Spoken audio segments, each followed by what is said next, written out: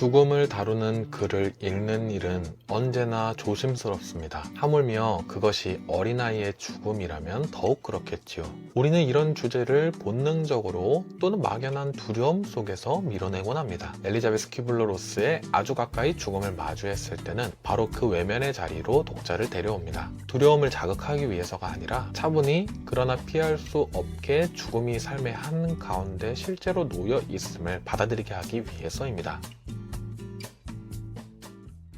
이 책은 자녀의 죽음을 경험한 부모, 죽음을 앞둔 아이들, 그리고 그 곁을 지킨 이들의 목소리를 담아내는 책입니다. 아이들의 편지와 부모의 증언, 저자가 상담 현장에서 기록해온 사례들이 엮이면서 독자는 비극적인 체험을 간접적으로 마주하게 됩니다. 동시에 그 안에서 죽음을 직시하는 일이 어떻게 삶을 다시 살아내는 힘으로 바뀔 수 있는지도 배우게 되죠. 그러니까 저자가 전하고자 하는 것은 죽음의 공포가 아니라 그 앞에 선 인간이 보여줄 수 있는 용기와 투명함, 그리고 그로 인해 열리는 관계의 가능성이라고 할 수 있는 것입니다. 죽음을 앞둔 아이들이 보여주는 직감은 종종 놀랍습니다. 어른들이 숨기려 애쓰는 사실을 아이들은 이미 감지하고 때로는 담담히 받아들이곤 하는 모습을 보여줘요. 그 태도가 오히려 부모를 일깨우기도 합니다. 그래서 저자는 아이에게 중병이라고 숨기기보다 진실을 나누라고 권하고 있어요. 진실을 공유함으로써 남은 시간에 보다 충실하게, 그러나 그렇다고 병든 아이를 특별한 존재로만 고립시키지는 않으면서 평범한 일상으로서 그 시간을 조금이나마 이어갈 수 있기를 권면하고 있습니다. 특히 남은 소중한 시간을 함께 웃고 놀며 보내는 시간을 짧더라도 할 수 있는 대로 가져보는 일이 무엇보다 이후 가족 모두를 지탱해주는 큰 힘이 될 수 있다고 전해주기도 합니다. 책은 부모들이 겪은 상실의 경험도 깊이 다루고 있어요. 사고사, 사산, 오랜 투병 끝의 이별 등 상황은 달라도 공통적으로 강조되는 것은 회피하지 않기라고 할 수 있습니다. 아이가 죽어가는 순간 혹은 아이가 떠난 직후에 그 몸을 직접 보고 만지고 이름을 불러주는 경험은 너무나 고통스러울 수 있습니다만 그것은 상실을 현실로 받아들이고 애도의 문을 여는 길이 될 수 있다고 말을 해요. 고통이 줄어들지는 않더라도 그 무게를 붙들고 감당해낼 최소한의 발판은 놓이게 될 수 있다고 전해주는 겁니다.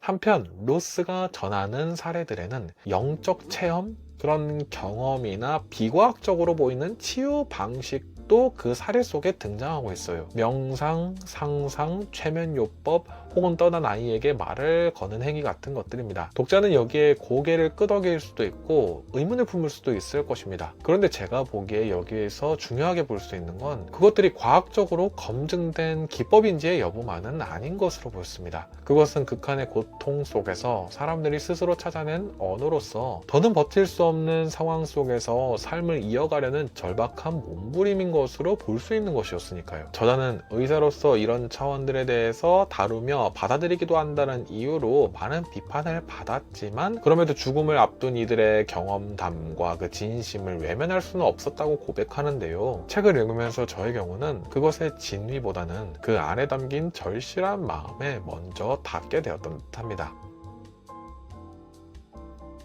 무엇보다 이 책은 죽음을 말하면서 동시에 남은 삶을 이야기하는 책으로 보여요. 장례는 단지 하나의 의례적인 행위일 뿐 아니라 죽음의 과정에 함께하지 못한 이들이 마지막 작별을 체험하는 시간이 되는 것으로 보였는데요. 한 청년의 경우는 자신의 장례 초대장을 직접 준비하며 죽음을 긴 여행의 시작으로 표현하고 있는 대목이 있었는데요. 여기에는 육신이 전부가 아니라는 사실, 함께한 날들이 여전히 관계 속에 살아있다는 믿음이 함께 담겨 있는 것으로도 보였습니다. 죽음을 현실의 일부로 받아들이면서 삶 속에 그것을 자리매김시킬 때 남겨진 이들에게도 그 안에서의 새로운 배움을 얻게 될 수도 있는 것으로도 보였어요. 이 책은 우리에게 죽음을 두려움으로만 보지 않고 삶의 또 다른 하나의 얼굴로도 마주하도록 안내하고 있다 여겨졌습니다.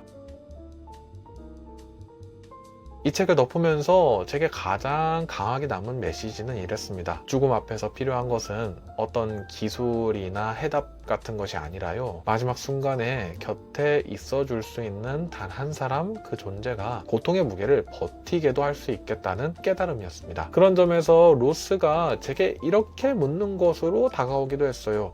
당신은 누군가의 마지막에 곁이 되어줄 수 있는가? 라고 말이죠. 이 질문은 누군가의 죽음의 순간에만 머물지 않고 지금 살아가는 저의 일상에서도 계속해서 울리는 이야기가 될 수 있겠다는 생각도 들었습니다.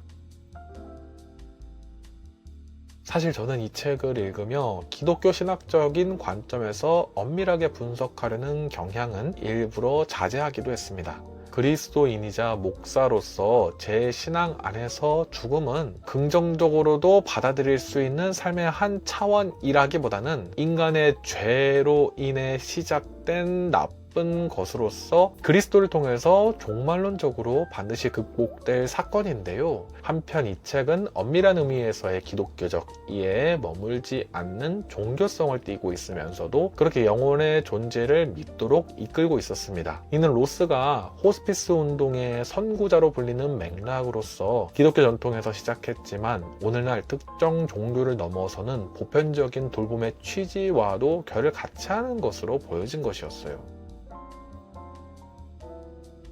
아주 가까이 죽음을 마주했을 때는 죽음을 단지 불운으로서 밀어내려 하기보다는 그것을 삶의 일부로 받아들이면서 서로를 지지하는 자리에서 이를 지나갈 수 있도록 도와주고자 하는 책입니다. 독자는 죽음 이야기를 읽지만 사실은 삶에 대해 조금 더 깊이 성찰하게 되는 면도 있는 듯합니다. 그것을 저는 이 책의 가치이자 이 책이 주는 선물 같은 사유의 넓이라고 말할 수 있을 것 같았습니다. 네, 그럼 저는 이렇게 해서 오늘의 북리뷰를 마무리합니다. 다음 시간에 또 좋은 책으로 찾아뵐 것을 약속드리며 이만 줄이도록 하겠습니다. 그럼 다음 시간에 또 다시 만나요.